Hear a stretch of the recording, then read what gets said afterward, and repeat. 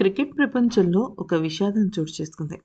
అయితే ఆస్ట్రేలియా మాజీ క్రికెటర్ తన క్లాసిక్ బ్యాటింగ్‌తో అలరించిన మార్టిన్ కోమాతో ఆస్పత్రి పాలయ్యాడు.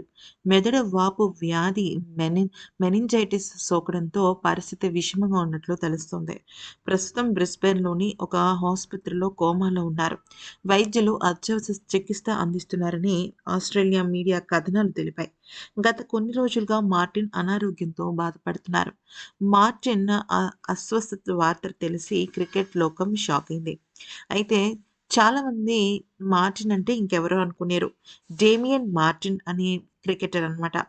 మార్టిన్‌కు సాధ్యమైనంత ఉత్తమ వైద్యం అందుతోందని, ప్రజల ప్రార్థనలు, శుభాకాంక్షలు ఆయన కుటుంబానికి ధైర్యాన్నిస్తున్నాయని మార్టిన్ సన్నిహితుడు, మాజీ వికెట్ కీపర్ ఆడమ్ గిల్‌క్రిస్ట్ తెలిపారు. అయితే క్రికెట్ ఆస్ట్రేలియా సీఈఓ టాడ్ గ్రీన్బర్గ్ కూడా మార్టిన్ అనారోగ్యంపై విచారం వ్యక్తం చేస్తూ ఆయన కోలుకోవాలని ఆకాంక్షించారు. ఆస్ట్రేలియా తరఫున 67 టెస్టులు, 208 వన్డేలు ఆడిన మార్టిన్ మిడిల్ ఆర్డర్‌లో కీలకమైన బ్యాట్స్‌మన్‌గా ఆయన సేవలందించారు.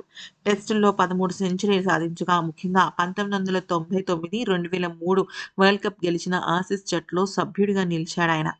అయితే 2003 వరల్డ్ కప్ ఫైనల్‌లో టీమిండియాపై విరిగిన వేలితోనే బ్యాటింగ్ చేసి అజేయంగా 88 పరుగులు సాధించి తన ఇన్నింగ్స్‌ని క్రికెట్ చరిత్రలో నిలిచిపోయేలాగా చేశాడు. 2006లో అంతర్జాతీయ క్రికెట్‌కు వీడ్కోలు పలికిన మార్టిన్ ఆ తర్వాత కామెంటేటర్‌గా కూడా పనిచేశాడు. అయితే ఈ విషయం తెలుసుకున్న సచిన్, అలాగే ధోనీతో పాటుగా మన భారత క్రికెటర్లందరూ కూడా చాలా అంటే చాలా బాధపడుతున్నారు. త్వరగా ఆయన కోలుకోవాలని మనస్ఫూర్తిగా ఆకాంక్షిస్తున్నారు.